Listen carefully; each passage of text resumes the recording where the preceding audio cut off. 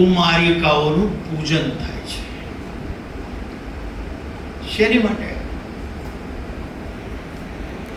આપણા ધર્મની અંદર કોઈ પણ વસ્તુ એ કારણ વગર મૂકવામાં નથી આવી.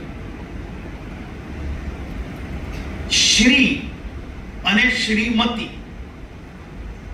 શ્રીમતી એટલે કે જેની બુદ્ધિ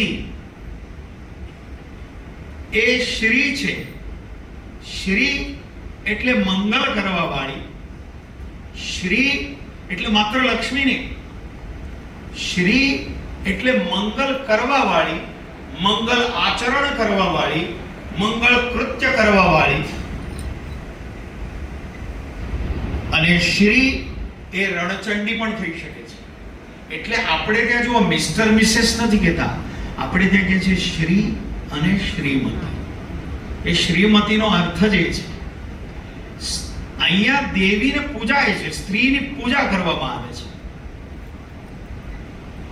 જ્યારે વિશ્વભરની અંદર કે અત્યારે ઘણા વર્ષો પહેલા એમ કહેતા હતા કે ભારતની અંદર કે હિન્દુ ધર્મની અંદર સ્ત્રીઓનો અનાદર થાય છે, સ્ત્રીઓને આમ થાય છે, સ્ત્રીઓને કામ કરવા દેતા નથી, સ્ત્રીઓને આગળ વધવા નથી દેતા, ઓલ ધેટ સ્ટફ. પણ એ બધું મિથ્યા છે. જો એવું હોત તો દુર્ગાને પૂજતી ન હોત હિન્દુ સંસ્કૃતિ. આપણે હિન્દુઓ દુર્ગાને જો પૂજે, જ્યારે પણ ભગવાનને કોઈ પણ અડચણ આવી અથવા યુદ્ધમાં કંઈ પણ, આપ તમે દેવી ભાગવત સાંભળ્યું હશે તો દેવી ભાગવતમાંની અંદર, દેવી ભાગવતની અંદર પણ દેવો જ્યારે ભયભીત થાય છે, જ્યારે મહિષાસુર માતેલો હતો ત્યારે એનો વધ કરવા માટે મહિષાસુર મર્દિની તરીકે માં જગદંબા જ આવી. તો આ સંસ્કૃતિની અંદર જગદંબાનું, સ્ત્રીત્વનું, માતૃશક્તિનું, નારી શક્તિનું જે રૂપ છે એ અદ્ભુત છે. એટલે આજે હું સ્તુતિ કર્યું છું એટલા માટે કે જે પુરુષો પોતાની પત્નીનો કે પોતાની માતાનો કે પોતાની બહેનનો અનાદર કરતા હોય એ આજથી જ સુધરી જાય.